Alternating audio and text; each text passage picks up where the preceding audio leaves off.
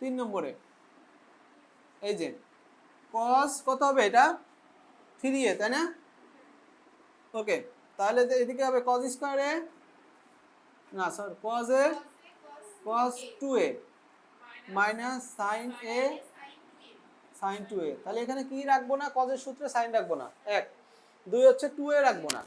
single এতে নিয়ে আসবো তাহলে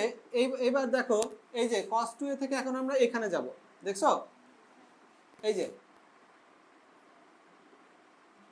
2 cos স্কয়ার a মাইনাস 1 আর এখানে sin a আপাতত কিছু করা যাচ্ছে না বাট এটা সূত্র তো আছে 2 sin a cos a গুণ করে দাও 2 cos cube a minus cos a আর এখানে 2 sin স্কয়ার a আর হচ্ছে cos a